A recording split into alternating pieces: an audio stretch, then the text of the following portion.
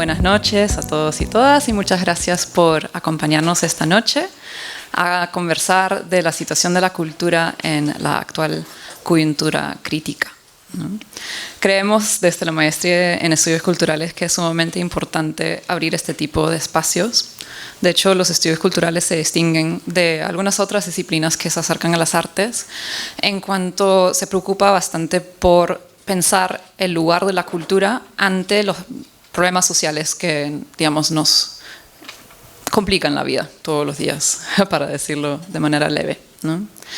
Y también pensar cómo la cultura puede jugar un rol en hacer frente a esas problemáticas, ¿no? Entonces, sí, es una disciplina académica por un lado, pero por otro lado es también una disciplina, digamos, un campo de intervención y de pensamiento crítico comprometido con la sociedad, ¿no?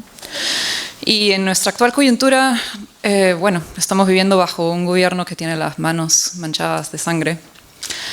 Estamos en un contexto de pospandemia en donde hemos perdido a muchísimas personas y para la política parece que no hubiera pasado nada. Y es un contexto que está golpeando de manera particular al sector cultural, ¿no? No solamente los políticos parecen no valorar el rol clave que tiene la cultura en la convivencia social y en, digamos, la buena vida, la realización subjetiva de cada uno y cada una de nosotras, sino que parece que se ha normado como una frente de batalla en contra de la cultura, tomando el sector cultural casi como enemigo, ¿no? Con, digamos, iniciativas organizadas, ¿no? de ataque al sector cultural y la poca institucionalidad cultural que con mucho esfuerzo se ha logrado en nuestro país, ¿no? Entonces, en ánimo de hacer frente a esta situación desde el pensamiento crítico, desde el diálogo, hemos abierto este espacio y es el primero de 2 eventos y les agradezco mucho por estar aquí. Entonces, sin más, voy a pasar la palabra a Silvia, que nos acompaña desde la maestría, es docente, que junto con Félix Loció dictan el curso de Políticas y Gestión Cultural. Muchas gracias, bienvenidos, bienvenidas. Una muy breve introducción. Esta sesión es parte de un curso que dictamos junto con Félix Loció sobre políticas culturales y desarrollo. Es un curso en el cual hemos venido revisando los fundamentos, digamos, históricos de las políticas culturales. Hemos revisado algunos documentos importantes en relación a la creación y la gestión de políticas culturales a nivel global y a nivel nacional. Y estas sesiones vendrían a aterrizar un poco la conversación a nivel nacional. Un poco la naturaleza de estas 2 sesiones ha sido convocar a representantes que nos den cuenta un poco de todos los subsectores de las industrias culturales y las artes para tener una mirada como más integral. Y el día de hoy contamos con Florencia Portocarrero, con Augusto Montero y con Cristel Uceda. Quiero hacer una introducción breve de cada uno porque la dinámica que vamos a desarrollar el día de hoy es un poco una conversación. Yo les voy a plantear algunas preguntas para que ellos puedan desarrollar ideas y plantear sus propios análisis con respecto a las preguntas. Entonces voy a hacer una brevísima introducción de cada uno. Augusto Montero es creador escénico. Su trabajo integra la danza, el teatro y el circo en propuestas interdisciplinarias que se nutren de las diversas manifestaciones de la cultura popular peruana, las danzas tradicionales, las expresiones contraculturales urbanas, acontecimientos, íconos y símbolos históricos, entre otros. Su búsqueda a partir del cuerpo lo ha llevado a desarrollar numerosos proyectos individuales y colectivos desde el año 2005. Florencia Portocarrero es curadora interdependiente. Dentro y fuera de las instituciones, su práctica cultural entrelaza la escritura, la docencia y la organización de exposiciones y programas públicos. Sus intereses de investigación se centran en cómo reescribir la historia del arte desde una perspectiva feminista, el cuestionamiento de formas hegemónicas de conocimiento y los procesos de subjetivación en el marco de la economía neoliberal. Formada como psicóloga clínica con orientación psicoanalítica, Portocarrero participó en el programa curatorial de Apple Arts Center en Ámsterdam y en el 2015 completó una segunda maestría en Teoría del Arte Contemporáneo en la Universidad Goldsmiths de Londres. Es cofundadora de Bisagra, del cual creo que nos va a contar un poco más ahora. Me perdí mi hojita, perdóneme. Y profesora de la Maestría de Historia de Arte y Curaduría de la PUC. Finalmente, Cristel Uceda es abogada y gestora cultural, manager y booker de artistas, principalmente en el ámbito de la música, con artistas como Adrián Bello, ACO, Canaco y el Tigre, Los Outsiders, Cristina Valentina, entre otros. Asimismo, ha producido shows de Estemán, Irepelusa, Juan Pablo Vega y Vicente García. Los festivales La Cuna Fest, Ruta Indie, El Rock No Ha Muerto, Festival Lima, y ha sido parte del equipo de producción de shows de artistas internacionales como Morrissey, Siddhartha, Julián Casablancas, entre otros. Ha sido abogada y asesora legal de la Dirección Audiovisual, la Fonografía y los Nuevos Medios, de la DAFO, del Ministerio de Cultura, y de la DGIA, que es la Dirección General de Industrias Culturales y Artes del Ministerio de Cultura del Perú también. Un poco para aterrizar la dinámica del día de hoy, yo les voy a plantear algunas preguntas, eje, y la idea es que les respondan un poco en el diálogo, en la conversación. Vamos a responder todas las preguntas y al final tenemos un bloque de participación por parte del público. Les voy a pedir que siempre que intervengan utilicen el micrófono porque esta sesión está siendo grabada, entonces para tener un mejor recojo del audio. Vamos a empezar. Esta mesa plantea como eje, como tema de conversación, el tema de la crisis. Y si bien podemos hablar acá en Perú de múltiples crisis, de crisis políticas, crisis sociales, crisis de todo tipo, de los vínculos, digamos, la lista es infinita, creo que hoy día queremos partir de la crisis sanitaria, de la crisis del COVID-19, que nos ha afectado recientemente y digamos que todavía estamos experimentando y reorganizándonos dentro de sus derivas. Entonces la pregunta detonante, la pregunta principal de este bloque sería ¿en dónde las agarró la pandemia y cómo esa coyuntura afectó sus proyectos? No sé cuál de ustedes quiere comenzar.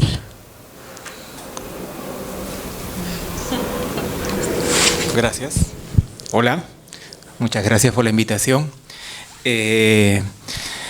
La pandemia me cogió en un momento en el que yo había asumido o estaba asumiendo un proyecto escénico, ¿no? Ya había separado la sala de teatro, ya tenía fecha de estreno, ya había producido totalmente el proyecto, ¿no? Y bueno, era un proyecto que tenía justamente una temática que yo consideraba que iba acorde con las celebraciones del Bicentenario, ¿no? O de alguna manera ponerlo a discusión. La temática del proyecto tenía que ver con los perros colgados que colgó Sendero Luminoso, ¿no? Que fue la primera acción que realizó en Lima, ¿no? En el año 1981, un 26 de diciembre. Este proyecto tenía, aparte de esa temática, toda una estética con el rock subterráneo de aquella época. Bueno, lo afectó directamente, ¿no? El proyecto quedó en pausa, ¿no? Porque vivimos una primera etapa de incertidumbre donde nos dijeron que 15 días, aguanten 15 días y vamos a volver a la calle, ¿no? Pasaron esos 15 días y bueno, nos dimos cuenta que nuestros proyectos iban a estar en pausa, ¿no? Se vino el encierro y no teníamos idea cuándo iba a terminar esta pandemia y cuándo íbamos a retomar nuestro proyecto. Mientras vivía la pandemia, pues yo entré en la reflexión de que después de la pandemia, ¿a quién le va a interesar hablar de este proyecto, ¿no? De este proyecto político, ¿no? Con toda la crisis sanitaria que estábamos viviendo. En ese sentido afectó ese proyecto y otros proyectos en los que yo estaba participando, donde es como intérprete, ¿no? Proyectos de compañeras, en las que se había invertido mucho tiempo, dinero, ¿no? En producirlo, pagar salas de ensayo, horas de ensayo, eso no se recuperaron jamás. Bueno, y como artistas nos afectó mucho emocionalmente, ¿no? Porque quienes nos dedicábamos exclusivamente a vivir como del arte, ya sea como artistas escénicos en el escenario o en la pedagogía, pues la falta de de ejercer presencialmente tu trabajo fue totalmente castrante, ¿no? Yo considero que que primordialmente la escena o nuestro trabajo como artistas escénicos es la conexión directa con el público, ¿no? Y lo sigo pensando más allá que luego hubieron estas herramientas virtuales, pero yo estoy convencido que la relación con el público es justamente la esencia de lo escénico. Y partiendo de eso, pues las primeras preguntas que me hice y nos hicimos los compañeros escénicos fue: ¿y ahora qué hacemos? ¿Existimos? ¿Quiénes somos ahora sin la presencialidad? ¿No? Y no solo afectó nuestros proyectos, sino nos afectó personalmente, ¿no? Creo que todos entramos, nuestra salud mental estuvo como al borde. Eso. ¿Alguien quiere retomarlo? Bueno, también muchas gracias al equipo de la maestría por la invitación a ser parte de esta charla. A mí la pandemia me alcanzó en un lugar vital bien particular, porque yo justo dejaba un trabajo fijo de 5 años. Trabajaba como curadora de programa público de Proyecto AMIL, que es en realidad una institución cultural, ¿no? Pero en realidad es más como... Bueno, es como un ente privado, ¿no? Con cierta vocación pública. Y bueno, además salí embarazada, entonces fue un momento de bastante retraimiento hacia lo personal. Sin embargo, y bueno, justo les quería enseñar que muy paradójicamente yo había hecho hace unos cuantos años atrás una residencia en Berlín, en la DAD Artists in Berlin Residency Program, y ellos lanzaron un fondo para instituciones culturales en otras partes del mundo, porque el Estado alemán pues no estaba gastando el dinero que tenía previsto gastar, y decidieron ayudar a regiones como África, Latinoamérica, sobre todo en programas que tuvieran que ver con educación, ¿no? Y bueno, postulamos a este fondo con Bisagra, que es un colectivo desde el que yo formo parte desde el 2014, y bueno, en buena hora lo ganamos, ¿no? Y generamos el programa de Destinos y Presagios Compartidos, que fue una experiencia, digamos, que existió entre el más o menos finales del 2021 y comienzos del 2022. No me quiero extender muchísimo acerca del programa, pero quizás sí contarles un poquito la estructura que respondió un poco a la pandemia. Lanzamos una convocatoria abierta luego de ganar este fondo, con la idea de hacer un programa que tuviese una mitad, digamos, online y otra mitad presencial, ¿no? Y bueno, la convocatoria fue abrumadora. Recibimos 60 o 70 postulaciones, no solamente del Perú, sino del extranjero. Y bueno, de esas postulaciones finalmente decidimos elegir a 13 participantes. Que bueno, eso y es otro proyecto lo que están viendo. Traté de armar un PowerPoint con imágenes para que pudieran, digamos, también tener imágenes de esto que estoy hablando de manera un poco abstracta. Este proyecto es otro que tiene que ver con el textil andino, que también comenzó con la pandemia. Pero el programa de presagios y de destinos y presagios compartidos, ¿no? Tuvo una primera parte online donde invitamos a, digamos, personas del extranjero que normalmente, digamos, no tendríamos el dinero para traer al Perú, a tener, digamos, charlas privadas y virtuales con los 13 participantes del programa. Y luego, digamos, abríamos también la sesión del Zoom para quien quisiera unirse. Luego de eso, además, la información que se generó como producto de esa primera parte virtual del programa quedó grabada en YouTube, de forma que otras personas pudieran acceder, ¿no?, a la información. En verdad, el tejido, la comunidad de artistas, que por ahí hay una lámina donde se mencionan los artistas mucho más adelante. Félix, no sé si podemos retroceder mucho más a la parte donde dice, ajá, ¿no? Alejandro Castillo, Mapola Prada, Ana Zavala, Daniel Tremolada, Tibiezas, Dagger, Heidi Intrusios, Isaac Ernesto, Ruiz, José María de Negri, Luis Enrique, Sala Korst, Úrsula Cogorno, Adriana Ciudad, Mara Cáceres, Rodrigo Gatas, ¿no? Y se generó una comunidad como muy interesante, además de estas charlas que estuvieron a cargo de Beatriz Lemos, la curadora del MAM Río, Rincón Gallardo, ahorita mismo no me acuerdo su nombre, pero es una artista mexicana muy conocida que de hecho representó a México en la última Bienal de Venecia. Bueno, en fin, Eliana Ota también estuvo. Fueron una serie de personas que tuvieron este contacto directo y que son personas como muy inscritas en el mundo del arte contemporáneo con los participantes del programa. Y luego se armó una clínica de obra, que eran sesiones de 2 veces por semana, con un artista que reunía a todo el grupo también virtualmente, ¿no?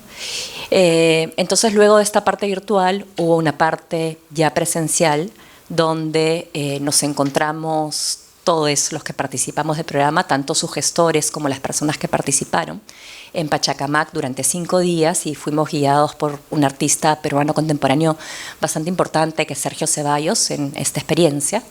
Y fueron días muy bonitos y como de experimentación y de ejercicios que no buscaron producir absolutamente nada, más que estar juntos y pensar otras maneras de estar juntos también, luego de haber pasado por una experiencia tan aislante como fue la pandemia, ¿no?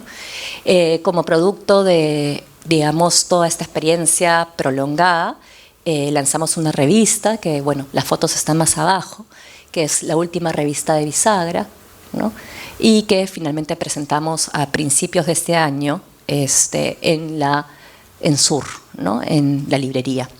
Pero bueno, más allá de dar cuenta de esta suerte de este programa que ocurre durante la pandemia y que justamente se virtualiza y lucha un poco también contra todo lo agreste que fue la pandemia, ¿no? Por ejemplo, en este momento que debíamos encontrarnos todos, pues 5 personas no pudieron reunirse porque salieron positivas al COVID, ¿no? Pensar sí como creo que una de las cosas más definitorias, sobre todo en el campo de las artes visuales durante la pandemia, ha sido la virtualización de los contactos, como mencionaba Augusto. Y bueno, eso por un lado, ya pensando no solamente en la experiencia de este proyecto del cual les hablé, sino en general del sector de las artes visuales. En un momento hubo como una especie de boom, ¿no? Todo el mundo quería participar, hubo un boom de conferencias, del Zoom, ¿no? Y de hecho sí creo que lo virtual se convirtió en un espacio, digamos, de reunión y aglutinador muy potente, ¿no? Pero, sin embargo, lo que nos dimos cuenta en un segundo momento es que profundizaba la precarización de los artistas, ¿no? De las artes visuales sobre todo, ¿no? Porque, digamos, los museos y las instituciones culturales en general estaban como muy ávidas por generar contenido online para seguir manteniéndose vigentes, ¿no? Pero muchas de estas conversaciones no tenían honorarios, ¿no? Y demandaban igual una preparación y un trabajo como, digamos, comprometido de parte de los artistas, ¿no? Entonces eso que en un momento pareció como una especie de salida casi brillante a la situación de la pandemia, ¿no? Terminó por demostrarse pues, que no era una salida, una alternativa suficientemente buena, ¿no? Y bueno, creo que podría decir eso. Creo que la experiencia de Bisagra es casi, y de este programa, ¿no? Es casi como una suerte, ¿no? Que haya habido justamente este fondo internacional, ¿no? Y que haya sido posible sacarlo adelante, ¿no? También pienso que hubiera sido mucho más fructífero y mucho más lindo poder recibir ese dinero en un contexto de normalidad, ¿no? Y digamos las implicancias y los ecos que hubiera podido tener el programa estando en una situación, digamos, de realmente poder compartir con los participantes, ¿no? Entonces fue una experiencia, yo creo que fragmentada, igualmente intensa, con un producto tangible que ahora voy a pasar la revista para que la puedan revisar las personas que están como interesadas en darles una mirada.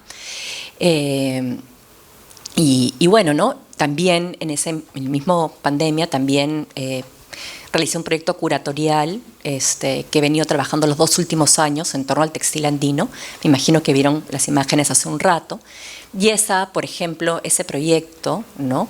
Se financió inicialmente con los estímulos económicos del Ministerio de Cultura, ¿no?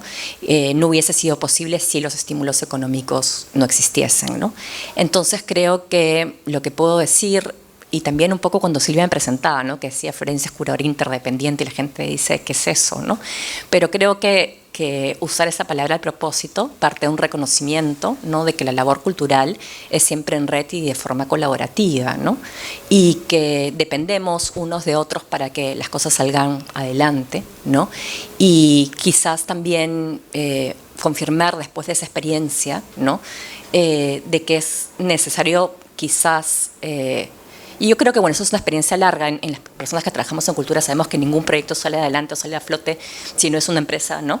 Pero creo que, digamos, colaborativa o colectiva, ¿no? Pero creo que quizás la pandemia, digamos, como lo hizo más evidente, ¿no? Y también puso el foco, la luz en la necesidad del cuidado, que también ha sido una palabra como muy manoseada últimamente, pero que es una realidad, ¿no?, el cuidado de los vínculos, porque la salud mental de todos estuvo un poco al borde, ¿no?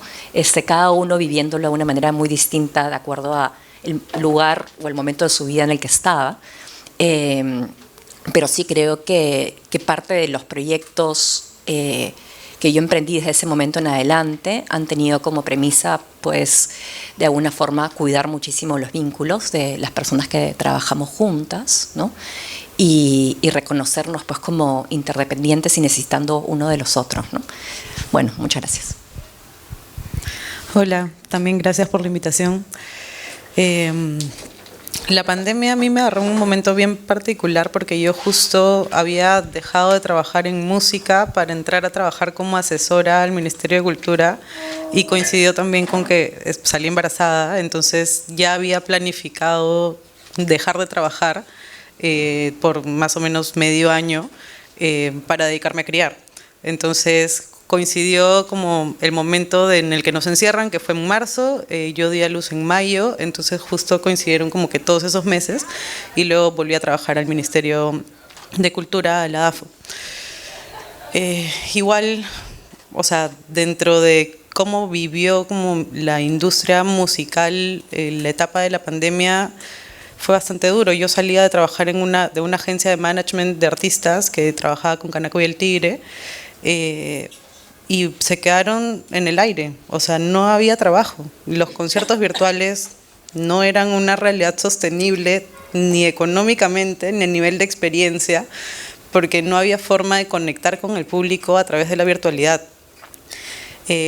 Luego se habilitaron, recuerdo, los conciertos en los que ibas a un venue que tenía un aforo de, no sé, 300 personas y de pronto tenías a 30 sentados como que cada uno en un extremo y tampoco era una experiencia súper rara o lo que intentaron hacer en el GTN, que fue desde el teatro, contrataban artistas para tocar en el teatro y pasar esos conciertos virtualmente, pero era como tocar en un escenario sin público igual, entonces... O sea, para los artistas no era rentable económicamente, no era sostenible como experiencia, para el público tampoco era sostenible como experiencia que se llevaran, como para pagar y hacer de esto una dinámica sostenible. Entonces creo que lo importante fue que llevó a muchísimos artistas a mirar hacia adentro y decir, bueno, ¿cómo genero ingresos ahora? Y a partir de ahí pensar en, bueno, lo único que me sigue generando ingresos son los streamings, o sea, los plays de las canciones en Spotify o las visualizaciones en YouTube. Y volvieron a replantearse lo importante de mantenerse vigente componiendo y sacando música, que era algo que muchos artistas nacionales al menos habían dejado de hacer por concentrarse en tocar y tocar y tocar y tocar, porque obviamente era lo que te daba más dinero en ese momento. Y luego de la pandemia entramos a una nueva realidad en la que ya los artistas no solo tocaban, sino que sacaban música. Ahora los artistas sacan una canción al mes. Y eso es como la regla básica ahorita para mantenerte vigente, ¿no? Como intentar sacar por lo menos una canción al mes, por lo menos un álbum al año. Porque si no sigues ese ritmo, la industria te come, la gente se olvida y fue. O sea, porque realmente hay tanto contenido que después, post pandemia, todo el mundo aprendió a producir en su casa, o sea, se autoformó. Y gracias a las facilidades virtuales que muchas instituciones dieron para poder formarte durante la pandemia, salieron muchos profesionales nuevos y muchos artistas nuevos, que al final lo único que resultó de esto fue un escenario post pandemia con muchísimos contenidos y muchísimas propuestas nuevas, frescas, vigentes y constantes. Entonces todos los artistas que al final se quedaron en el dónde están las fechas para tocar y no en pensar en qué voy a proponer como proyecto, se quedaron atrás. Y lo vemos ahorita, o sea, artistas como Lívido siguen tocando, por ejemplo, en no sé, conciertos, en festivales, pero cada vez son menos también. Y son los mismos festivales de toda la vida, pero ya no es que los ves tocando, ellos tenían 8 a 10 fechas a la semana y ahora tienen 5, ¿no? Y no sé, o 4, y van, o sea, ha bajado muchísimo porque también han crecido muchísimo las propuestas nuevas. Entonces creo que la pandemia llegó a ser como un terremoto en la vida de los artistas a nivel de música, sí, pero también fue bien importante para replantear como cuáles son las reglas de juego ahora de la industria y qué es lo que va a hacer que tu proyecto musical pueda crecer. Y bueno, desde la idea de gestión de políticas públicas, también desde el ministerio, fue una crisis bien dura porque no teníamos información del sector, no teníamos data de dónde partir como base para poder pensar en una estrategia o en una política pública que le permita al sector mantenerse constante y trabajando con ayuda del Estado y no a pesar del Estado, ¿no? Que es lo que suele pasar. Entonces, lo único que teníamos eran estos fondos de los estímulos que al final igual se tuvieron que replantear porque muchos se llevaron a la virtualidad y muchos no pudieron ejecutarse tampoco. Y ver cómo replantear para darles más plazo de manera legal o formal para que puedan seguir ejecutando a pesar de la pandemia y todo. Fue un reto bastante fuerte que al final también tuvo mucha mano de quienes estaban en ese momento en la cabeza del ministerio en cuanto a cómo querían ayudar, entre el concepto que tenían ellos en su cabeza de qué era ayudar, que resultó en las famosas ayudas del decreto de urgencia, que terminaron siendo casi bonos que se regalaron a la gente, que hasta ahorita nadie fiscaliza si realmente se ejecutaron o qué resultado tuvieron o si es que realmente lograron el objetivo, que era en ese momento reactivar la economía. Así que bueno, esas son mis dos perspectivas. Gracias a los tres. Creo que a partir de las tres intervenciones, un poco lo que se recoge son estas estrategias para navegar la pandemia, que son tanto posibilidades como problemáticas, ¿no? Que abren, digamos, las dos ventanas a la vez. La ventana de la subsistencia, de la sobrevivencia y también la ventana de la problemática, del bache que hay que resolver, ¿no?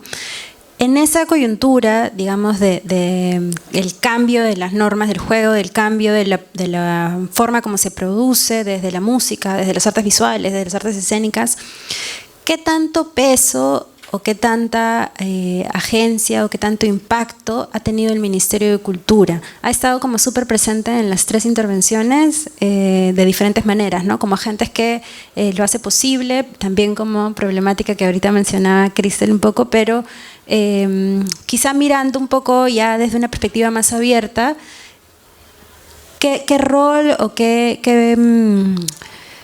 acciones fueron detonadas por el Ministerio de Cultura que ustedes consideran que son relevantes? Bueno,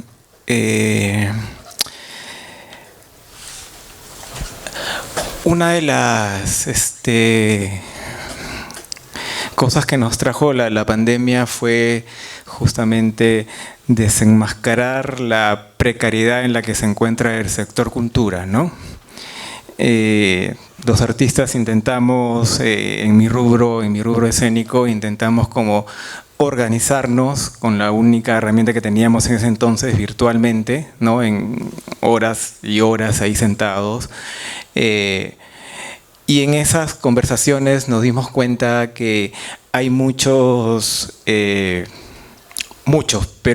artistas en las periferias de Lima y en provincia que están invisibilizados, ¿no? Invisibilizados y con muchos años de experiencia, con toda una entrega de vida al teatro, ¿no? 30, 40 años trabajando en las artes escénicas. Porque no están de alguna manera integrados al sistema oficial, ¿no? O no tienen un respaldo académico que les pueda, digamos, ayudar a elaborar o para postular o escribir un proyecto, ¿no? Porque para eso sí tienes que tener un respaldo académico, ¿no? Y muchos artistas no lo tienen.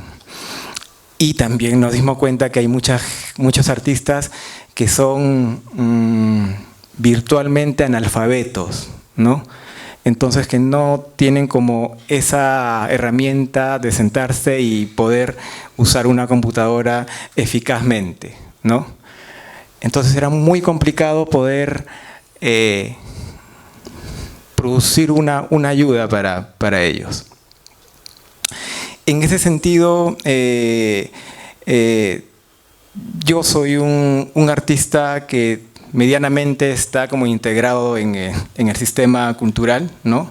Que tiene ciertos privilegios, y aún así me cuesta acceder a los beneficios que puede dar el Ministerio de Cultura o el Estado directamente, ¿no?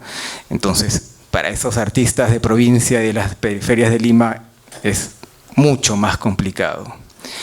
Es importante el esfuerzo que pudo dar el Ministerio de Cultura en ese momento, ¿no? Es importante, pero definitivamente yo considero que fue insuficiente, ¿no? Fue una respuesta que necesitábamos sentir, escuchar en su momento, pero viendo toda la extensión de artistas que existe, es totalmente insuficiente.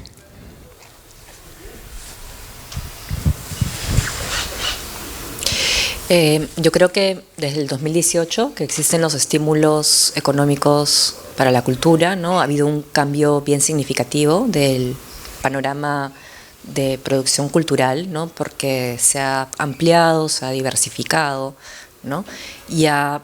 O sea, digamos, tú puedes proponer un proyecto y luego hacer una alianza con una institución, ¿no? Pero ya no tenemos las instituciones que además no se dan abasto. Y estoy hablando en este caso solamente desde mi experiencia y el sector de las artes visuales, ¿no? No tienen pues que centralizar todos los proyectos, ¿no? Y eso contribuye a una esfera más democrática, más variada, más heterogénea. Entonces sí creo que el rol de los estímulos económicos ha sido importantísimo. Recuerdo que en el 2021, cuando postulamos para hacer Serpayay, que es este proyecto en torno al textil andino que he estado trabajando en los 2 últimos años y que involucró la colaboración entre artistas un poco, digamos, académicas, entre comillas, y tejedoras tradicionales de comunidades aledañas a Cusco, ¿no? Con la idea un poco de cuestionar la relación entre arte y artesanía, ¿no? Había dentro de los criterios de selección del Ministerio de Cultura, digamos, una discriminación positiva hacia los proyectos que iban a tener lugar fuera de Lima o que eran organizados por gestores en provincias, ¿no? Y habían bastantes pocas chances en el 2021 al menos para gente que estuviese planteando proyectos artísticos desde Lima, ¿no? Y eso, por supuesto, era un giro interesante porque se notaba que había una tensión hacia las regiones, ¿no?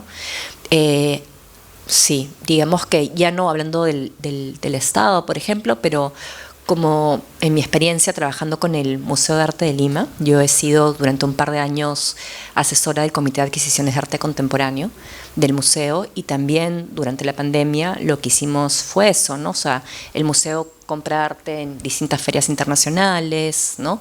A distintas galerías, y un poco la resolución dentro del Comité de Adquisiciones durante, ¿no? Fue veamos qué está pasando en las provincias, apoyemos a artistas regionales, ¿no? Entonces sí siento que, digamos, hubo un intento, al menos por parte del ministerio o de instituciones como el Mali, ¿no? De apoyar, ¿no? Sobre todo a las regiones, ¿no?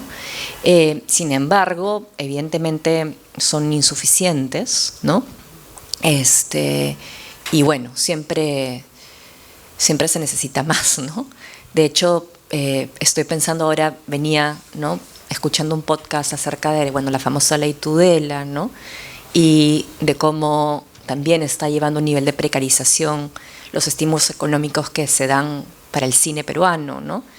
Y sí creo que es bien importante también entender la dimensión económica de la cultura, es decir, una actividad cultural, sea cual sea una exposición, sea una película, sea una obra de teatro, ¿no? Tiene como lo que le llaman en economía externalidades, ¿no?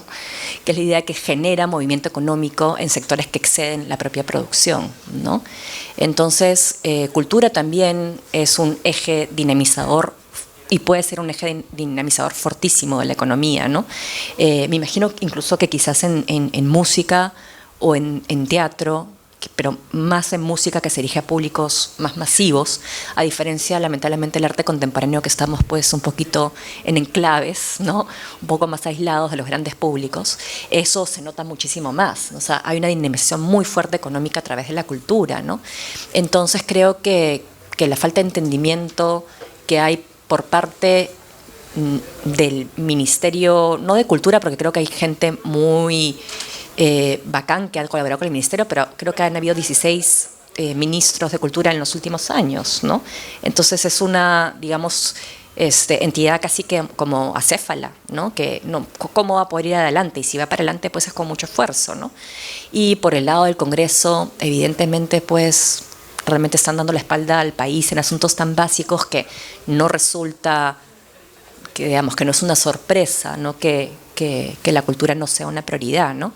Escuchaba este debate acerca de la ley del cine y explicaban, por ejemplo, que en el 2019 se da la ley del cine como un decreto de urgencia, luego que la ley del cine había estado ya como 6 meses siendo discutida en el Congreso y el Congreso simplemente no la aprobaba, ¿no? Entonces, después de estos 6 meses de discusión, es que Martín Vizcarra la aprueba como decreto de urgencia y que de alguna forma salen, ¿no? se aprueban la destinación de estos recursos más masivos al cine, ¿no? Y es a partir de que fue un decreto de urgencia y que probablemente vino de Martín Vizcarra que la congresista Tudela comienza a apelar la ley sin ningún tipo de conocimiento acerca del sector, ¿no? Y este tipo de situaciones creo que se están repitiendo en otros espacios, digamos, que tienen que ver, no sé si directamente con el Estado, pero las municipalidades, ¿no? Donde, bueno, en varias municipalidades, en distritos en Lima, que tradicionalmente han estado asociados a la cultura, como puede ser Miraflores, San Isidro, ¿no? Han habido, digamos, como varias situaciones muy complicadas, ¿no? Con respecto al manejo de la cultura, ¿no? Hay como una arremetida conservadora, ¿no? Evidentemente, que también afecta a los profesionales de cultura. Estoy hablando solamente de las artes visuales, ¿no? Porque esa es mi expertise. Pero espacios como la Mira Quesada Garland, como la Galería de San Isidro, bueno, Barranco, lamentablemente, a pesar de tener una escena artística como bastante vivaz, no es que se haya caracterizado por, digamos, tener una política municipal de promoción de la cultura, ¿no? Pero sí resulta que estos espacios, muchas personas han estado siendo censuradas y lo mismo ha pasado también en la Municipalidad de Lima, ¿no? Y eso es terreno perdido y años de avance también perdidos, ¿no? Entonces creo que sí estamos en ese sentido en una coyuntura bien crítica, ¿no? Y bien agreste contra las expresiones culturales, ¿no? Volviendo un poquito al tema del cine, ¿no? En las declaraciones, por ejemplo, de Cavero, de que estas películas mediocres que no ganan ningún premio, que más que todo dan cuenta acerca de su ignorancia y su... O sea, se nota que no ha visto cine peruano, que no tiene ni idea de lo que está hablando, ¿no? Pero también creo que muchas de las posiciones más recalcitrantes que he, digamos, leído, siguiendo un poco el debate, es de ciudadanos que dicen por qué van a usar, que eso es lo que yo creo que está de fondo también de la propuesta de Tudela, ¿no? ¿Por qué van a usar mi dinero, ¿no? Para producir contenido como ideológico, como de izquierda, progresista, ¿no? Y bueno, después también me he enterado que ya había una comisión del cine en el Congreso que estaba trabajando y que esta congresista, Tudela, ha pasado por encima de ese trabajo que tiene meses, ¿no? En una mesa de trabajo, ¿no? Y que por supuesto nunca conversó con ningún cineasta, ¿no? Ni con las asociaciones que forman parte del gremio. Entonces, sí creo que estamos en un momento bien complejo para la cultura y que hay que atrincherarnos en las cosas que ya están conseguidas, ¿no? O sea, como los estímulos económicos, ¿no? Que son necesariamente vitales. Y bueno, lamento terminar con una nota un poco pesimista, ¿no? Pero no veo que sea como un momento próspero para, digamos, que las cosas cambien y se generen como más dinamismo, ¿no? Veo que estamos en un momento que más bien hay que defender lo que ya está, ¿no? No sé. Solo para no olvidar, y retomando lo de la ley Tudela, el proyecto de ley Tudela, hay dos cosas importantes. Lo primero es que el proyecto, el decreto de urgencia por el que se aprueban los estímulos económicos, es un proyecto de ley que tiene desde muchísimo tiempo antes, como el 2015 fue ingresado y fue además debatido y construido de la mano con todos los gremios involucrados. Entonces no fue un decreto de urgencia como hecho de la noche a la mañana ni aprobado por Salvador de Solar, como ha dicho Tudela. Y lo otro es que es bien importante que el proyecto de ley Tudela quiere, o sea, eliminar primero el RENCA, que es el único registro que tiene el Ministerio de Cultura, el único registro real que tiene el Ministerio de Cultura respecto de las personas que trabajan en el sector audiovisual. Y además, este decreto de urgencia que quiere derogar, que es el que tenemos ahorita vigente, aprueba también el presupuesto para los estímulos culturales de las otras industrias culturales, no solo del cine. Entonces, si se deroga este proyecto, esta ley, finalmente la cultura se va a quedar sin ningún tipo de estímulo real, ¿no? Se va a quedar con una ventanilla única para que todo el que quiera vaya a pedir plata y que la gente que esté en ese momento determine a quién se la da. Entonces sí, es bastante preocupante. Yo, sobre la pregunta con la que abrió esta conversación Silvia, creo que el Ministerio de Cultura, cuando se topó con la pandemia, estaba en un escenario, en un contexto desesperado. O sea, no sabían qué hacer, no había como hacia dónde mirar, porque primero no sabíamos qué iba a pasar ni siquiera con las mismas personas que trabajaban en el ministerio, como el personal de los elencos del Ministerio de Cultura, que no tenían cómo trabajar. O sea, partiendo solo desde ahí, mirando hacia adentro, que no sabían qué hacer, y yendo después ya a qué hacemos con el sector, que no tiene trabajo, que se va a quedar encerrado. Intentó plantear algún tipo de ayuda, intentamos con Félix, en ese momento estábamos en el equipo encargado de desarrollar el decreto de urgencia. Él era director general de la Dirección General de Industrias Culturales y Artes. Y bueno, con un equipo de más personas intentamos como elaborar un decreto que nos permita de alguna forma reactivar proyectos que a su vez den trabajo a más grupos de personas, que fue como, al menos desde mi perspectiva, como la misión con la que creamos este decreto de urgencia, que terminó derivando en los apoyos económicos casi automáticos que se dan que se dieron a las personas. Que de hecho vamos, o sea, ayudaron. Las personas no tenían plata, ¿no? O sea, tener 3.000 soles a tener 0 soles igual ayuda. Pero como política pública, como institución estatal que necesita fomentar una política de reactivación económica, ¿fue exitosa? No lo creo. A la larga creo que, o sea, ni siquiera el ministerio se ha sentado a hacer una revisión con su oficina de gestión de la información inexistente ahora. Creo que no se han sentado a pensar ni a revisar si realmente fue una buena decisión o no, si es que atenderían una nueva crisis parecida, de la misma forma, o cuál sería como la aproximación que deberían tener. Como comentaban, el Ministerio de Cultura ha pasado creo que por 15 ministros, no hay una política estatal, no hay objetivos claros de hacia dónde quieren llevar la política cultural peruana, no hay metas trazadas, todo depende mucho de quién esté en ese momento como ministro de Cultura o ministra de Cultura y de cuáles sean sus objetivos políticos y con qué sectores se haya comprometido. Y no hay una continuidad. Entonces, sin una continuidad de políticas es ingestionable, o sea, no es sostenible a la larga un ministerio así. Y si seguimos así, lo único que vamos a hacer es darle de qué hablar a los sectores que se oponen y a los sectores conservadores para decir, bueno, transformemos el Ministerio de Cultura en algo nuevo e innovador que no sea atender a la cultura, ¿no? Bueno, eso. Sí, y quería hacer una breve acotación. Quizás en algún momento de la conversación podríamos hablar sobre esta lógica como súper neoliberal de privatizarlo todo, ¿no? Que yo creo que también es lo que de alguna forma está a la base o es el común denominador de muchas de estas arremetidas de distintos sectores contra la cultura, ¿no? Y yo también quisiera mencionar o tal vez de alguna manera denunciar, ¿no? Aportando a lo que las compañeras están mencionando.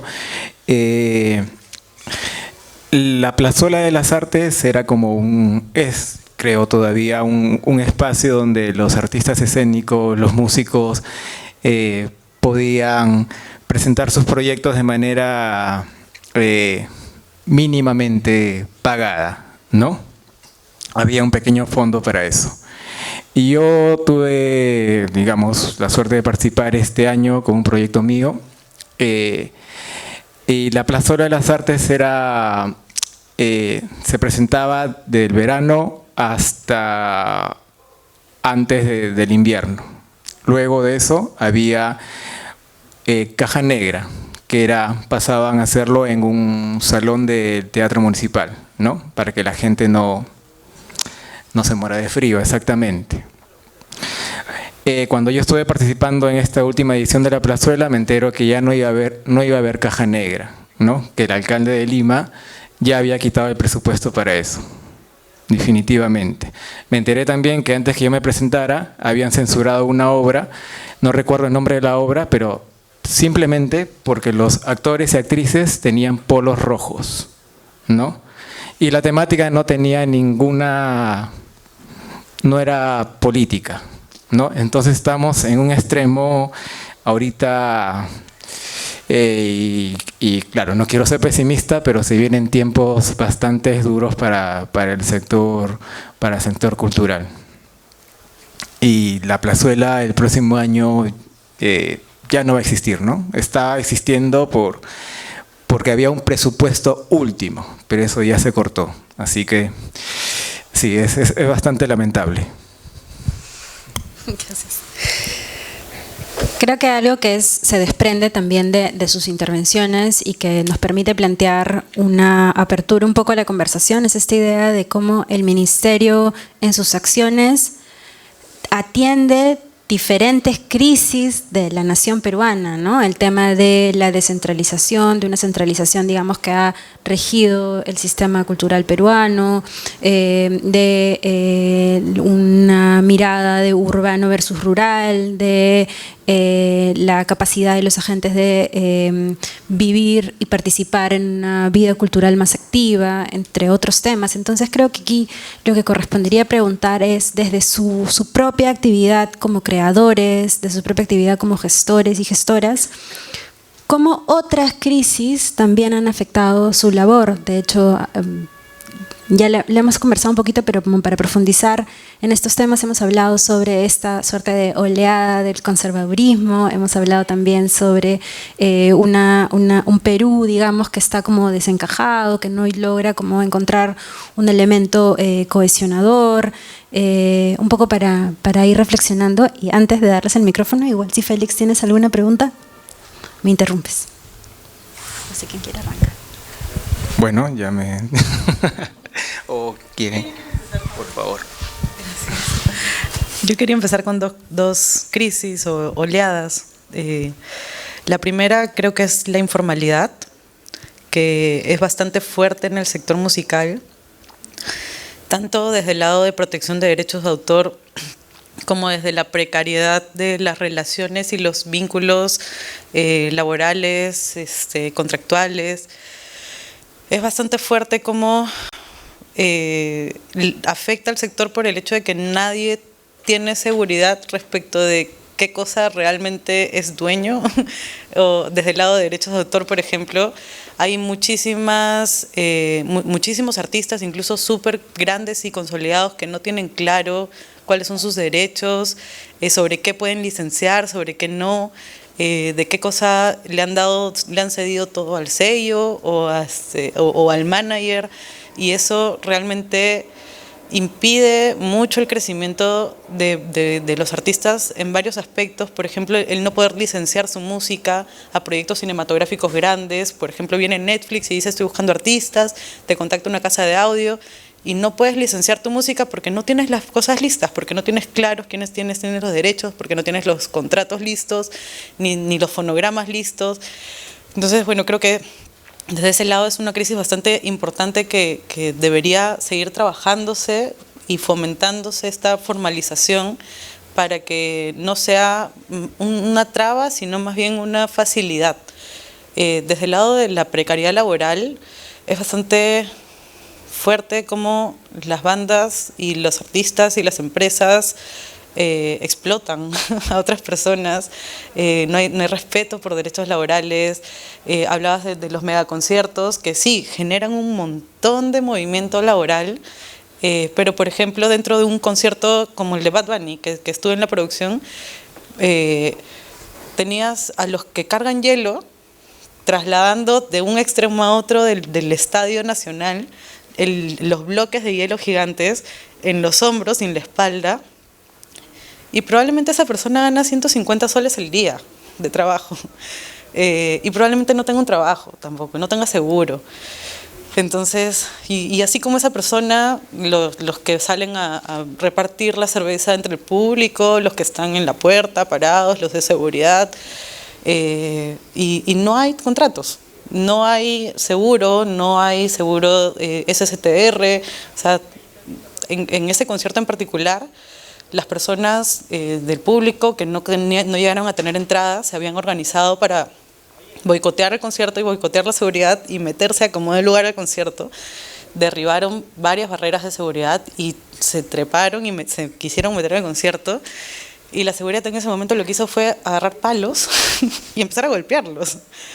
Y ellos también recibieron golpes. O sea, fue como una guerra así campal entre la gente y los de producción estábamos como, ¿qué está pasando? No entiendo nada. Y esas personas de seguridad no tienen contrato tampoco. Entonces les pasó, a uno de los chicos de seguridad le cayó un palo en la cabeza y se lo llevaron de emergencia a un hospital público porque no tenía contrato, no tenía seguro, era venezolano, no tenía seguro, ni siquiera tenía su residencia en Perú en orden.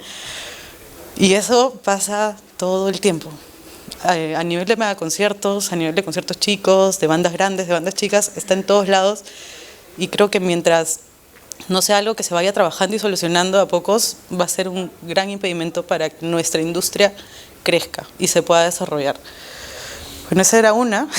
Y la otra creo que es el machismo, que es como una oleada muy fuerte, al menos, por ejemplo, en la música no hay ingenieras mujeres, ingenieras de sonido, mujeres. Bueno, sí hay. De hecho hay, estoy segurísima que hay. He trabajado en alguna, ninguna, en 10 años. trabajando en el sector musical. Y no porque yo no quiera, sino porque no hay, como nunca he llegado a toparme con una ingeniera, porque las bandas al final son los que eligen con quién, o las que eligen con quiénes trabajan. Y dentro del sector en el que yo me muevo al menos, no hay ingenieras mujeres. O sea, yo que trabajo en producción, productoras mujeres hay un montón, pero productoras mujeres que los técnicos respeten y que te traten bien y que te respondan bien, son muy poquitas. Y es como tener que ir a hablarles así a lo brusco, a lo tosco, con gritos y tratarlos casi mal para que te puedan hacer caso de una orden, porque tú eres la productora a cargo y te tienen que responder, porque son los proveedores que tú contratas. Es como el otro día, la semana pasada, en un concierto, le dije, bueno, tienes que desarmar toda la estructura y volver a armarla porque no está según las medidas del plano que te he pasado. Y el chico del proveedor solo no me prestó atención, o sea, solo me omitió. Y tuvo que venir el luminotécnico a cargo, que era parte de mi equipo, a básicamente gritarle y pelearse con el casi a golpes para que el chico diga, bueno, ya, voy a cambiarlo. Y con mala gana y como preguntando, a ver, princesa, ¿ahí está? ¿Ahora sí? Y yo solo quería asesinarlo, obviamente, pero no me voy a poner a pegarle, a gritarle a golpes, o sea, no tiene sentido, ¿no? Pero, bueno, esto es algo que pasa todo el tiempo en la industria. Y o sea, me pasa a mí, por ejemplo, que yo tengo un montón de tiempo trabajando y la gente me conoce. No me imagino qué le pueden decir o qué le pueden hacer a una chica que recién está empezando a producir, me muero, pobrecita, se la comen, ¿me entiendes? Entonces, es como una epidemia muy grande que al menos el sector femenino de la industria tampoco lo deja crecer. Entonces, hay como mucho trabajo ahí por seguir haciendo, ¿no? Gracias. Una de las crisis, bueno, cuando empecé en este viaje del arte escénico, fui muy consciente de la crisis que aún seguimos viviendo hasta ahora, y es justamente cómo un artista escénico puede vivir de lo que hace, ¿no? Siendo exclusivamente escénico. No conozco a ninguno de mis compañeras y compañeras que exclusivamente pueda vivir de lo escénico. Tienen que dedicarse, sí, dentro de un rubro del escénico que puede ser la pedagogía, ¿no? Sí, pero no exclusivamente de eso.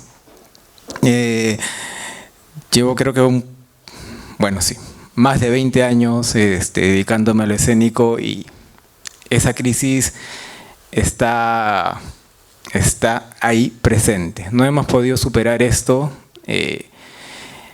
Y retomando las crisis que estamos viviendo ahora, ¿no? con este gobierno y este gobierno municipal, que afianzan además esta crisis, ahora nuestro alcalde está convocando artistas para sus eventos, para sus pasacalles, para embellecer Lima, ¿no? Artistas de los conos, de las periferias de Lima, danzantes, y no les paga, ¿no? Simplemente les dice, acá se van a presentar, van a tener una plaza en el teatro municipal, ¿no? Y luego van a salir a pasear por las calles el día domingo para los turistas, ¿no? Y traen comparsas, muchos bailarines, y no son retribuidos económicamente, ¿no? Ellos van por la emoción de presentarse.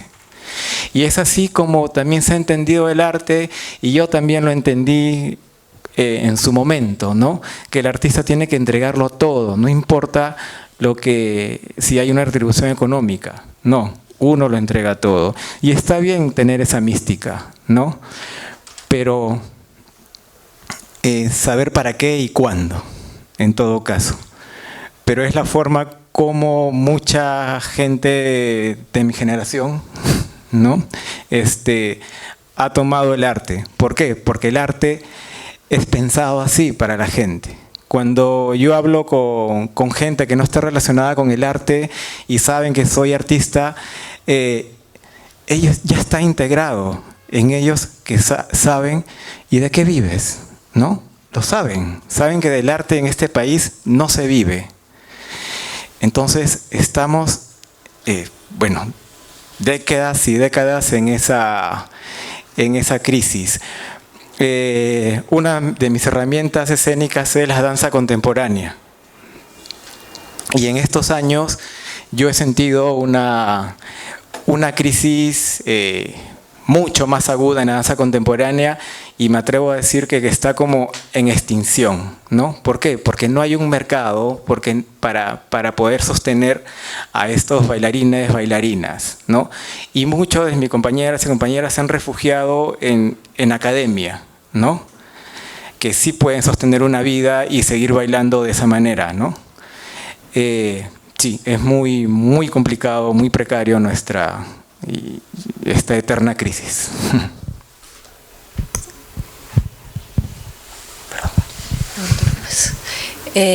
Sí, no, pensaba que la figura del artista ha sido como históricamente precaria, ¿no? O sea, los artistas nunca tuvieron sueldo fijo, gratificación, ¿no?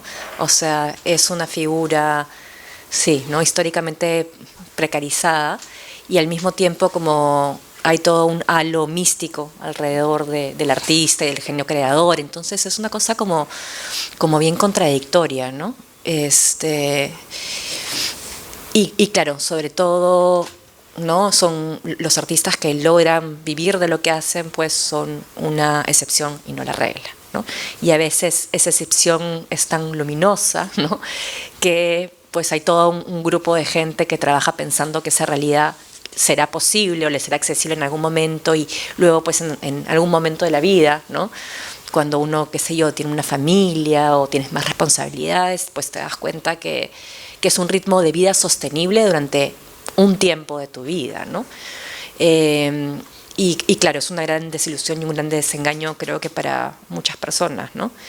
Y creo que en un país como el Perú es más complicado aún, porque es un país como muy conservador, ¿no? La cultura no termina de ser como asumida como un espacio como valioso de encuentro, o sea, no termina de ser asumida como un espacio de valioso, de generación de ciudadanía, ¿no? Y de educación, ¿no? O sea, en fin, de todas las potencialidades que todas y todos los que estamos acá sabemos que puede tener la cultura, ¿no? Pasando un poco a las artes visuales contemporáneas, pues ocurre un poco lo mismo que ustedes dos han descrito de maneras distintas, ¿no? Podríamos pensar que el sector está configurado básicamente por los museos y las galerías de arte contemporáneo, y en tercer lugar los espacios independientes, que digamos están en conversación y retroalimentándose unos a los otros. Los espacios, comenzando un poco desde lo más de base, los espacios de arte independiente normalmente luchan muchísimo por sostenerse, y son pocos los que realmente logran tener una continuidad en el tiempo, porque digamos los costos de sostener un espacio independiente son altísimos, ¿no? De hecho, Bisagra, que es el colectivo del que yo formo parte, más o menos hacia el 2017 nos desmaterializamos, porque sí tuvimos entre el 2014 y el 2017 un espacio físico donde habían conferencias, performances, charlas, y era un trabajo como bastante, digamos, era hermoso, ¿no? Súper vital por un lado, pero también bastante sacrificado a nivel del tiempo que le entregábamos, y creo que solamente fue posible en una época de nuestras vidas, de todas y todos los integrantes, ¿no?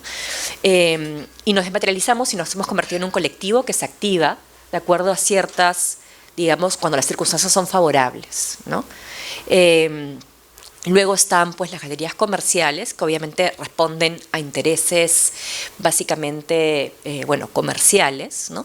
Sin embargo, también de parte del sector artístico hay mucha demanda a las galerías, justamente porque desde el Estado y desde los museos pues no se cubre sus necesidades, ¿no? Entonces hay cierta expectativa que las galerías cumplan ciertas funciones de representación a las que las mismas no se dan abasto. Si uno ve, por ejemplo, el roster de artistas con el que trabaja una galería, pues de arte contemporáneo me estoy refiriendo, ¿no? Son 10, 12 artistas como máximo, ¿no? Y estamos hablando que hay, pues, no sé, probablemente 5 galerías comerciales vigentes. Estamos hablando de 50 artistas representados frente a una gran mayoría de artistas que no tienen dónde exponer su trabajo, ¿no?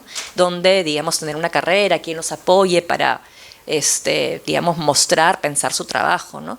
Y en el caso de los museos, solamente les comento que solamente hay 2 posiciones para el arte contemporáneo en el país, ¿no? O sea, de curaduría de arte contemporáneo, que la tienen 2 amigas queridas, ¿no? En el Mali y en el MAC, ¿no? Entonces, realmente es como súper precario, ¿no? Hay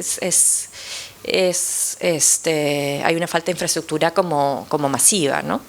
Y muchas veces eso también genera ciertas hostilidades, ¿no? Hace que también la agremiación sea como complicada, ¿no? Porque también los lazos afectivos pueden ser como generadores de muchas cosas, pero en algunos momentos también se pueden convertir en tóxicos, ¿no? Entonces, claro, una escena no puede estar basada en contactos afectivos y en buenas disposiciones, ¿no? Tiene que estar basada también en que haya un sustento para que viva, para que se genere, ¿no? Entonces yo creo que esa dinámica de precarización también enturbia muchas relaciones al interior de las distintas escenas, ¿no? Como lo que contabas, ¿no? O sea, es como que esta seguidilla de precariedades finalmente genera violencia, ¿no? Al interior de nuestras distintas escenas culturales. Entonces, bueno, es que no quiero ser pesimista, pero sí, ¿no? Quizás esos análisis también son pertinentes para comenzar a tratar de hacer las cosas un poco diferentes, ¿no? No lo sé. Muchas gracias. Una última ronda, y solo porque siento este impulso de terminar en una nota como optimista. Creo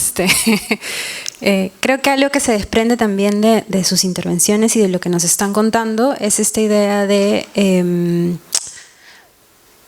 los recursos que vamos generando, ¿no? Algo, por ejemplo, desde mi perspectiva personal, algo que me parece que se está formando poco a poco en esta coyuntura de muchísimas crisis en simultáneo, política, de ideologías, cultural, etcétera, etcétera, es esta como fortaleza que se está generando desde la sociedad civil, ¿no? Desde la organización de sociedad civil. Por ejemplo, ante esta problemática de la ley Tudela, ha habido una fuerte manifestación de sociedad civil en desacuerdo, ¿no? Tratando de rescatar los estímulos. Entonces, un poco desde su perspectiva, ¿cuáles serían estas como posibilidades que se abren hacia el futuro en relación a una política cultural, una gestión de la cultura o sus mismos quehaceres, digamos, relacionados a los sectores en los que trabajan?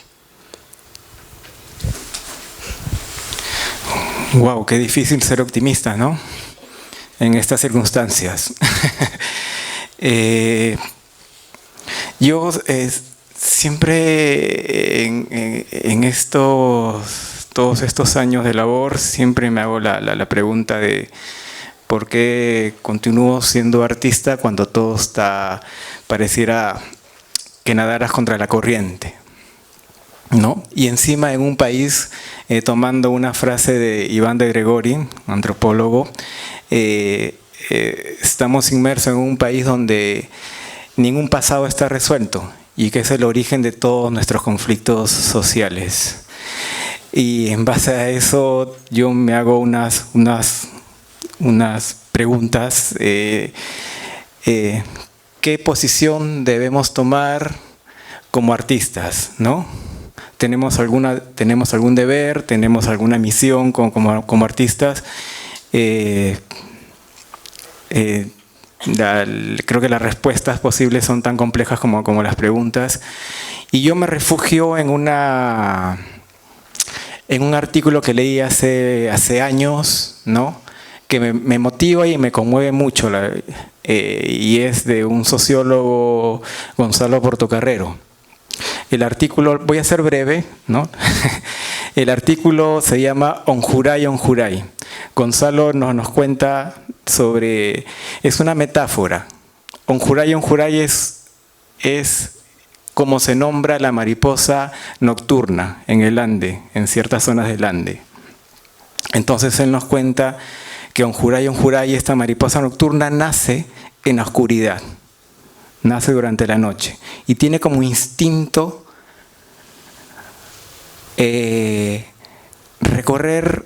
cruzar la oscuridad kilómetros tras kilómetros buscando la luz, ¿no? Y cuando la encuentra, ya sea una bombilla, la luz de una vela o una fogata, ¿Se va a estrellar y a golpear contra la bombilla, no?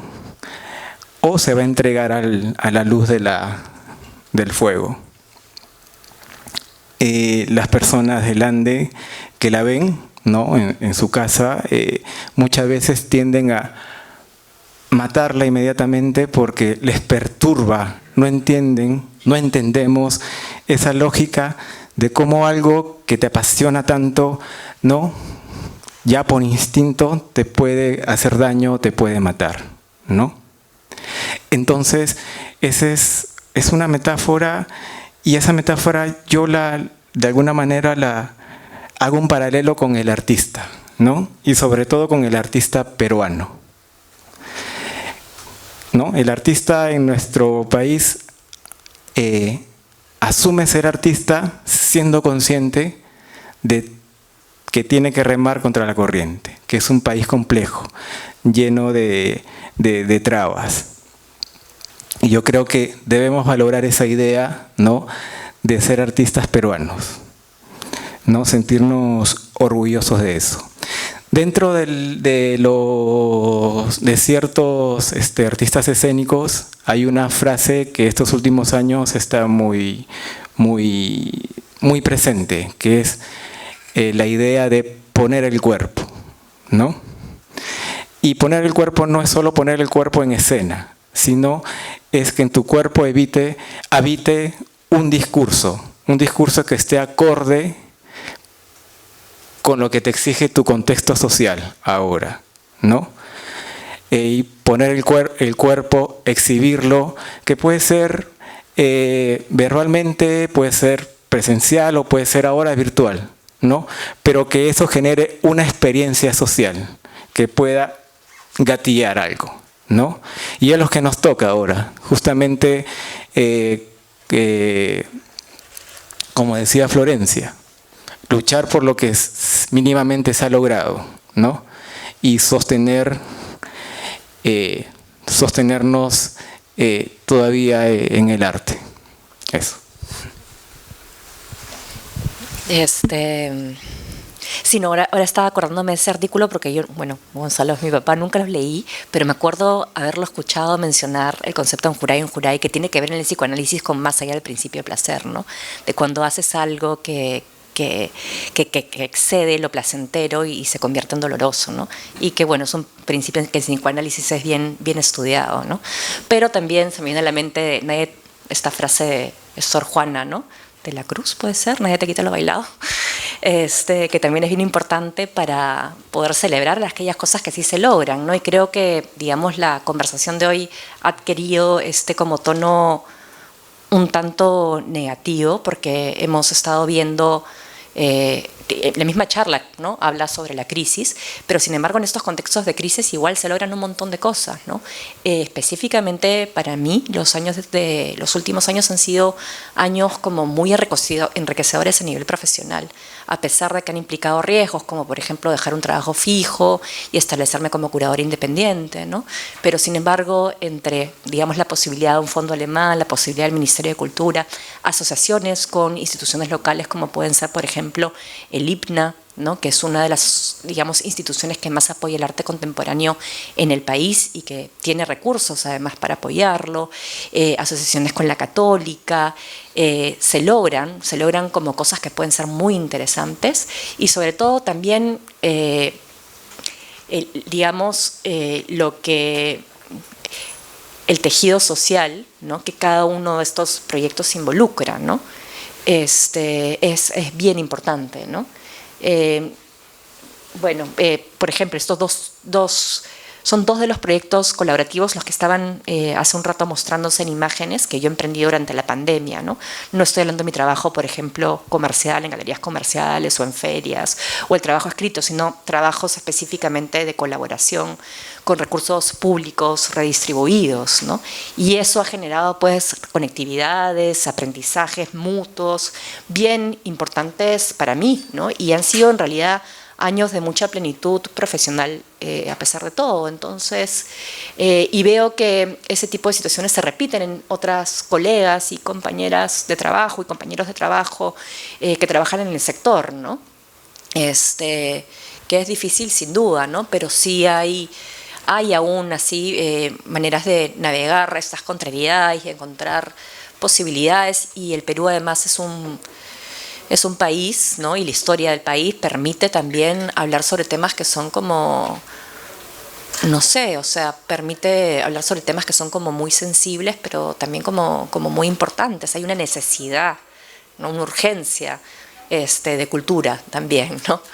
Entonces eso yo creo que pueden ser como motores para que todos los que estamos actuando desde diferentes sectores, en general en el sector cultura, pues continuemos con el trabajo, ¿no? Yo, cuando hablaba de cómo cogió la crisis de la pandemia la escena musical, hablaba también de cómo representó la pandemia una oportunidad para que los músicos y los artistas replantearan su forma de trabajar y qué propone cada artista desde su proyecto. También fue una oportunidad para pensar más allá del ego personal, porque en la industria de la música hay muchísimo ego y me imagino que en las otras industrias culturales también, para pensar más allá del ego y del individualismo, de manera colectiva, cómo construimos, porque al final en un escenario de pandemia en el que no hay como nada activo, necesitas colaborar, intercambiar con otros humanos para ver cómo construir estas oportunidades. Y esto nos ha permitido ahora tener una escena, al menos en la industria musical, un poco más como integrada, como más comunicada, menos argollera, menos, o sea, antes era muy difícil acceder a cierto tipo de información, de conocimiento, formación, o sea, cosas tan simples como qué distribuidoras hay en el Perú que te permitan subir tu música a Spotify. La gente no lo sabía y son cosas que no te enseñan ni en la universidad, por ejemplo, en la carrera de música encima, ¿no? Entonces era como, ahora sí tienes esa posibilidad, hay muchos más espacios colectivos en los que los mismos artistas comparten de manera integrada, colectiva, transparente, con esta idea de cómo construimos hacia el futuro una escena que nos beneficie a todos.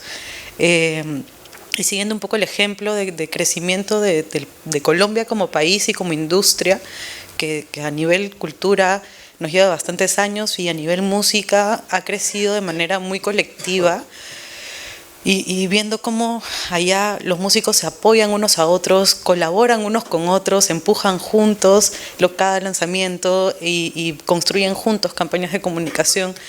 Y no importa si el músico con el que colaboro es muy chiquito, o sea, si conectamos a través de la música, vamos y salimos adelante. Eso es un poco el modelo que se ha copiado también un poquito acá, y que, gracias a Dios, poco a poco se va instaurando esta mentalidad en la nueva generación de personas que integran el sector musical, de cómo construimos para sacar adelante esto juntos. Porque al final, si nosotros no colaboramos y construimos colectivamente, no va a haber escena sobre la cual en unos años podamos trabajar. Entonces depende de nosotros, ¿no? Y esta mentalidad está cada vez más, creo que, insertada, gracias a la pandemia, en muchos aspectos, dentro de la cabeza de las personas que integran al final la música, desde artistas, managers, bookers, productores y en general todos los sectores de la industria musical. Ahora pasamos a un ciclo de preguntas del público. Creo que podemos juntar unas 3 preguntas y después las respondemos. Dale. Muchas gracias. Ha sido fascinante escucharlos y creo que han logrado, digamos, cristalizar algunas problemáticas centrales, ¿no? Con bastante claridad. Quería volver a este punto sobre cómo hay un discurso muy neoliberal de que no deben usarse mis impuestos para fomentar cultura, especialmente si la cultura yo no lo consumo, ¿no es cierto? Y creo que, digamos, todos y todas las presentes tenemos claro que la cultura tiene un rol clave en la vida, digamos, subjetiva y también en la vida colectiva, ¿no? ¿Cómo creen ustedes, es una pregunta para los tres, Y no sé la respuesta, o sea, es bien difícil. Pero ¿cómo creen ustedes que podemos desde el sector cultural hacerle frente a ese discurso como para cambiar ese sentido común y que haya, digamos, un respaldo a la cultura desde, digamos, desde la sociedad en general, ¿no? Digamos, la manera tradicional en que se ha hecho eso, el discurso del culto, las artes, tampoco queremos regresar a eso, ¿no es cierto? Pero ¿qué oportunidades hay o qué estrategias hay como para cambiar ese discurso a favor de un discurso más progresista, más democrático sobre la importancia de las artes para todos y todas?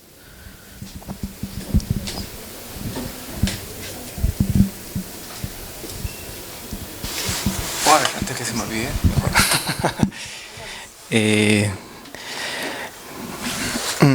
Bastante complicada, ¿no? Pensar en una respuesta para esto en un contexto tan conservador que estamos viviendo. Yo al inicio de la conversación mencioné que la pandemia me agarró haciendo un proyecto escénico, ¿no? Que trataba sobre los perros colgados, ¿no? De Sendero Luminoso. Bueno, ese proyecto pudo darse porque durante la pandemia tuvimos una crisis política, ¿no? Donde los fantasmas del pasado regresaron. Entonces, la temática de este proyecto volvió como a estar vigente y se pudo dar. Y bueno, el año pasado presenté ese proyecto y lo empecé a difundir por las redes, ¿no? Se le puso plata al evento para que llegara más gente y el evento tenía dentro de la descripción que la historia pasaba dentro del contexto del conflicto armado interno que vivió el Perú, ¿no? Simplemente ese término, esa frase fue como un detonante, como una declaración de guerra para mucha gente. En menos de 15 minutos habían cientos, pero cientos, no lo miento, de comentarios y todos ¿no? Insultando, terruqueando, ¿no? Organizándose para ir el día del estreno para sabotear la obra, ¿no? Y sí, fue muy fuerte. Entonces, con respecto a esa experiencia, sí, me pregunto también qué podemos hacer, ¿no? Para poder hacer frente a esto como desde nuestro sector artístico. Bastante difícil, ¿no? Estamos como en una época de oscurantismo totalmente. Yo creo que hay que seguir resistiendo y de alguna manera seguir en la labor, crear estrategias, elaborar estrategias para hacer gestión de público, ¿no? Que es poder convocar público, ¿no? Que en este momento esté acorde a nuestro discurso, por lo que apostamos, por el futuro que queremos pensar, ¿no? No, ahorita tendríamos que hacer una gran convocatoria entre los artistas y plantear la problemática, ¿no? Para ver qué salidas puede haber en este momento. Sí, eso. Sí, ¿no? O sea, retomando lo que ha mencionado Augusto, hay como mucha intransigencia y sí, como mucho odio, mucha violencia hacia cualquier posición que sea un poquito, o sea, un poco más progresista o no tenga respuestas inmediatas y complejice los escenarios en general, ¿no? Una tendencia a ver la realidad de una forma como muy maniquea, buenos y malos, ¿no? Y justamente los productos culturales pues tienden a complejizar, a abrir debate, a abrir discusión y en contextos de vuelta de ciertos niveles de fascismo, pues eso es casi intolerable, ¿no? Y uno pensaría que a pesar de que hay mucho desdén, también hay mucho miedo, ¿no? Porque al final de estos sectores conservadores, ¿no? cuando han declarado, por ejemplo, Tudela o Cabero, con el caso específico de la ley del cine, o sea, al final se nota el trasfondo. El trasfondo es que yo no quiero que haya más propaganda política de izquierda, ¿no? O sea, básicamente es eso, o sea, callar las voces, ¿no?, que son disidentes frente a un discurso hegemónico conservador y además muy corrupto, que tiende a privatizar todo y no ver bienes comunes, ¿no? Y la cultura justamente es un bien común, entonces hay un intento también de manejarla, de censurarla, ¿no? Y eso es bien doloroso, ¿no? Y es bien complicado, ¿no? Dicho eso, creo que justamente porque nos encontramos en un escenario tan adverso, también tenemos que, digamos, comenzar a pensar en cómo nuestro trabajo tiene que rendir ciertos productos que sean cotejables, ¿no? Y usar ciertas herramientas, como por ejemplo pueden ser las redes, para de alguna forma, digamos, no subsumirnos a la lógica del mercado, para nada, ¿no? Pero sí dar cuenta de que hay una producción, ¿no? O sea, que se están haciendo productos, ya sean publicaciones, exhibiciones, cuánta gente fue a la exhibición, o sea, todas traducir mucho de lo que hacemos a este lenguaje más cuantitativo y que puede ser quizás como muy odioso y a veces, digamos, las personas que trabajamos en cultura incluso lo sentimos lejano, pero creo que es parte de nuestra tarea hoy en día demostrar que lo que estamos haciendo tiene, por ejemplo, externalidades, una incidencia económica positiva, ¿no?, que ayuda a la educación, a la construcción de ciudadanía, de ética ciudadana, ¿no?, justamente para no que no se nos pueda, pues, imputar, ¿no?, este tipo de agravios, ¿no?, finalmente, ¿no? Como que, por ejemplo, hoy, cuando escuchaba este podcast, que además era parte del Comité de Lectura, que es un medio de prensa online que tiene una tendencia liberal, ¿no?, pero moderada, digamos, lo que le preguntaban no me acuerdo el nombre de la persona que venía de parte del sector del cine en este momento, pero lo que le preguntaban era cuáles son los criterios, ¿no?, por los que ustedes deciden dar este dinero a ciertas personas sí, a ciertos proyectos sí, a ciertos proyectos no.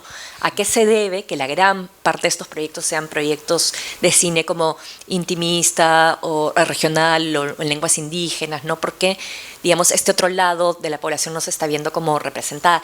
Y si bien las respuestas me parece que es la persona que está dirigiendo en defensa del cine peruano, eran como muy sensatas y fueron muy buenas, falló en esa parte porque no le dijo, bueno, mira, hay un jurado, ¿no? Cada año se convoca, se le dan tantas propuestas, esto pasa a debate, o sea, explicar, por ejemplo, a la ciudadanía que no lo sabe, ¿no?, que hay todos un proceso estructurado, institucionalizado para entregar estos fondos concursables, que no son justamente, como suele pasar en muchas, digamos, áreas de la política peruana, no son una cofradía, no son una argolla, no hay corrupción, ¿no?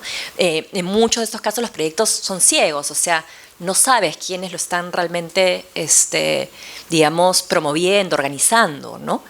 Entonces ya, digamos, todas esas, digamos, ser transparentes, y esta palabra en inglés, accountable, ¿no?, que es muy mencionada en inglés, es bien importante para, yo creo, defendernos justamente de estas arremetidas como súper conservadoras y que estamos viviendo en los últimos tiempos, ¿no? Mucha claridad, mucho orden, mucha organización, que probablemente es una cosa que también le falta al sector, ¿no?, haciendo un análisis un poco más crítico o autocrítico. Es una pregunta bien difícil, en verdad. Sumando a lo que decía mi compañera, creo que es importante también que los distintos sectores de la industria cultural puedan también hacer esta labor fiscalizadora del Estado. O sea, no solo quedarnos como de brazos cruzados pidiendo cosas, sino también ir a exigirle que cumpla con sus funciones. ¿Cuáles han sido los resultados de las últimas acciones que has tenido? Y cómo se ven reflejados en nuestra realidad. Un poco obligarlo a hacer esa tarea de análisis, de información y de data que no hacen y que no existe a nivel cultura. para que realmente las políticas que puedan fomentarse a futuro tengan una base de dónde partir, que es algo que no pasa, que se tienen que armar casi como a nivel arqueológico, la data para poder tener algún tipo de sustento, ¿no?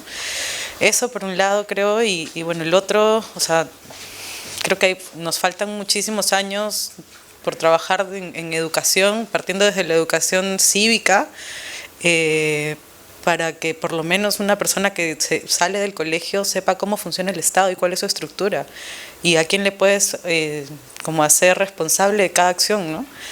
Para que las personas no salgan pensando que porque un congresista visita una provincia le puedes pedir que arregle una carretera, o no sé, cosas así de básicas. Creo que es súper importante como este proceso de educación cívica, ¿no? De cómo funcionamos como estructura y como sociedad y como Estado.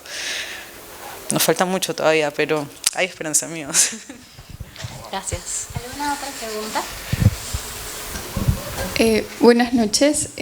A mí me generaba una duda que justo leía con la encuesta que se hizo para artes escénicas, creo, del 2016 al 2020, que justo resaltaba un poco, o sea, le preguntaban a la población por qué había ido o no a un evento cultural, sobre todo desde el lado del teatro creo que era, pero no estoy segura porque no lo recuerdo, y lo que más puntuaba y que me sorprendió era la falta de interés, ¿no? Que los participantes, más del 50%, un 48% era la falta de interés, y sorprendentemente el dinero era un 9, un 7%, ¿no? Que no era tan grande. Y también, y algo que también me resultaba interesante era que las propuestas no eran netamente económicas o que uno necesitara pagar, ¿no? Para asistir o para poder participar de este evento. Entonces me preguntaba un poco qué pasa en nosotros los ciudadanos que no llegamos a consumir cultura, y si es que la cultura y la educación de alguna manera están como, no sé si, o sea, sé que están entrelazadas, pero también en algún momento se han peleado, o sea, porque podríamos decir que para que se generen consumidores de cultura, pues la educación es una buena herramienta, ¿no? ¿Y por qué no lo hace?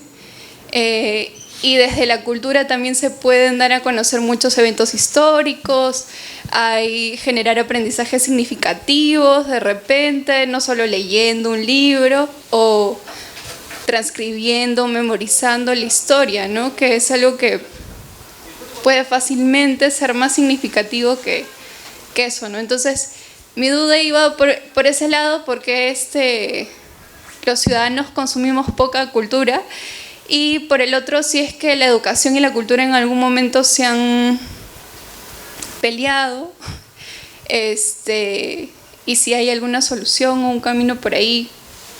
Eso, gracias. Bueno,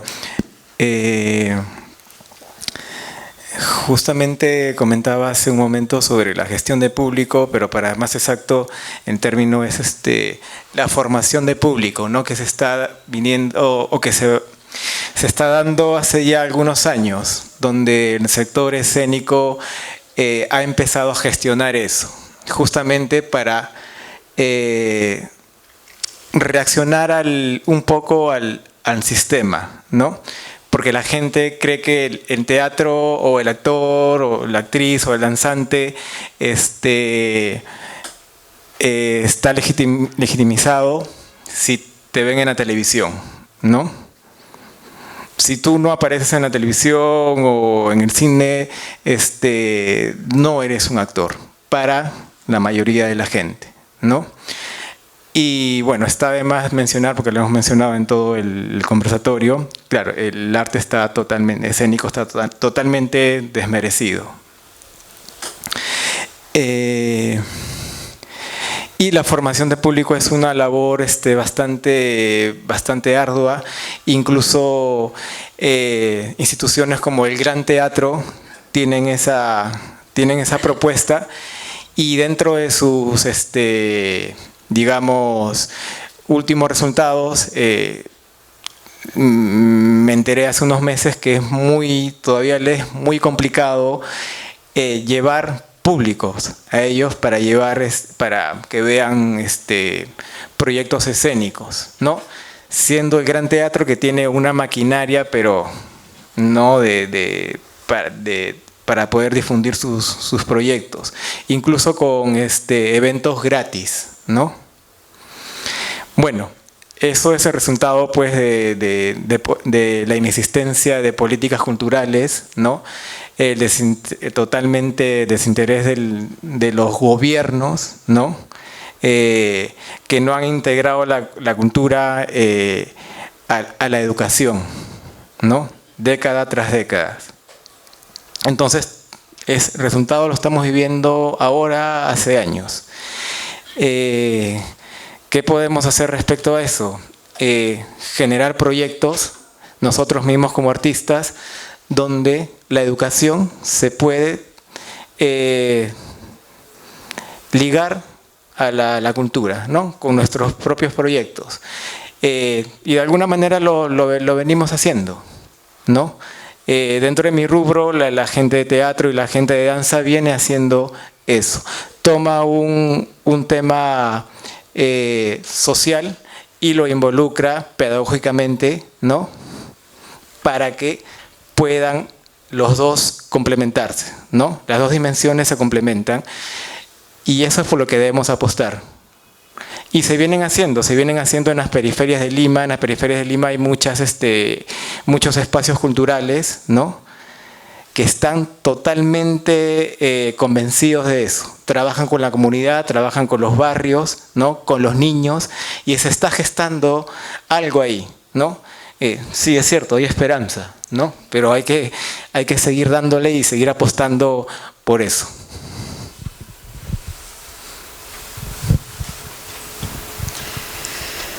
Preguntaba si la educación y la cultura en algún momento se han peleado. Bueno, no sé si se han peleado, pero creo que en un sistema educativo tan precario, público, sobre todo tan precario como el que tenemos, cuando a un niño desde chiquito tú le dices, en vez de invitarlo a pensar, tú le dices qué es lo que tiene que repetir para aprobar, ya desde ahí estás cortándole las alas creativas. Y eso no solamente involucra el que ese individuo cuando crezca no pueda desarrollar su creatividad sin límites, sino que al mismo tiempo piensa que los demás tampoco pueden. Entonces eso te limita a abrir los ojos a otros tipos de propuestas, dentro de las cuales están las industrias culturales, desde mi punto de vista, ¿no? Claro. Y bueno, de otro lado, creo que es importante desmitificar también la figura del artista como persona que se dedica al arte por amor y pasión y nada más. Al final los artistas son emprendedores y su persona son sus propios emprendimientos y sus acciones son parte de su propio emprendimiento. Entonces, como decían acá mis compañeros, también es importante que los artistas no solo se dediquen a hacer arte, que es parte de su profesión. No sé, un músico hace música, pero también a generar estrategias de cómo compartirla y cómo involucrar al público. Entonces, aquí la pandemia sí tuvo, al menos en el sector música, un gran cambio, porque sí hay como una estadística muy marcada de un antes y después de pandemia en cómo el público peruano consume música nacional, consume artistas independientes. Ahora un artista independiente puede, no sé, Santa Madero, por ejemplo, puede hacer un concierto y vender entradas a 70 soles.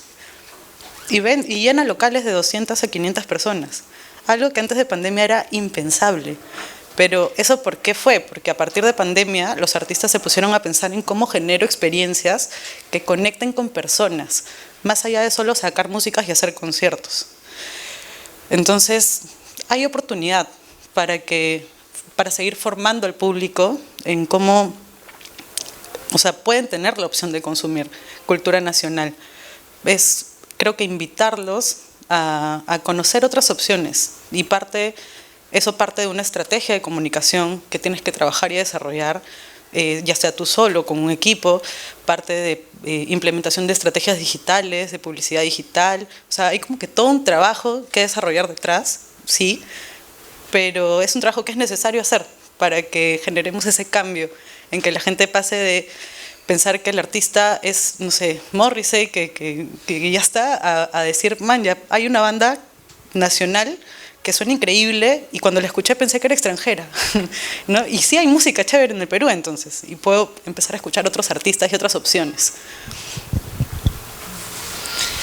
Sí, estaba pensando, bueno, sí, si la educación y la cultura se han peleado, efectivamente, como bien han dicho Augusto y Cristi, perdón, sí, pues no, como que históricamente no, al menos por ejemplo, con las artes visuales, los cursos de arte y de educación artística son mínimos en la currícula. Hay toda una cuestión como también de como un racismo muy profundo hacia expresiones culturales, digamos, nacionales, ¿no? Hay un divorcio entre la alta cultura, ¿no?, y las tradiciones como ancestrales.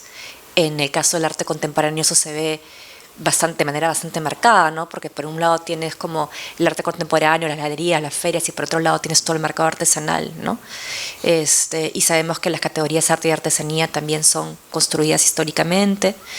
Entonces sí hay muchísimos problemas de base, ¿no? Y que bueno, pensando un poco también de manera más pragmática y cómo se traducen en mi rubro en específico, ¿no? Lo que hacen muchas instituciones culturales, museos sobre todo, es tener programas públicos y programas educativos, ¿no? De hecho, por ejemplo, esto es un dato que poca gente sabe, pero el Museo de Arte Lima, el MALI, el 60% de sus ingresos como mínimo son producto de los cursos que la institución da. Cursos en gestión cultural, en danzas, son cursos como súper amplios, ¿no? Y la mayor parte del ingreso no es por taquilla, tampoco es por la donación de las personas con mucho dinero que están vinculadas al museo, es justamente por ese público que consume cultura, ¿no?, a través del museo, ¿no? Sin embargo, por ejemplo, hay una poca articulación entre esos cursos y los contenidos que el museo hace públicos, ¿no? Por ejemplo, esas especies de entramados, esas especies de tejidos, creo que serían muy importantes que ocurran, y claro, no alcanza una persona para hacerlo, ¿no? También el artista o el gestor cultural, curador, no lo puede hacer todo, ¿no? Y en ese sentido creo que sí es muy importante que hay una cadena de producción de valor simbólico, de distintas personas implicadas, ¿no?, que puedan ayudar a que estas simultáneas traducciones de un producto cultural puedan como ocurrir justamente para llegar a los grandes públicos, ¿no? Sí, eso. Bueno, muchas gracias a los tres. Acá llegamos al cierre de la mesa. El próximo martes 24, tenemos la segunda sesión de los conversatorios. Es en el auditorio de la Biblioteca Central, ¿verdad? Para que no se lo pierdan, y nos vemos el siguiente martes.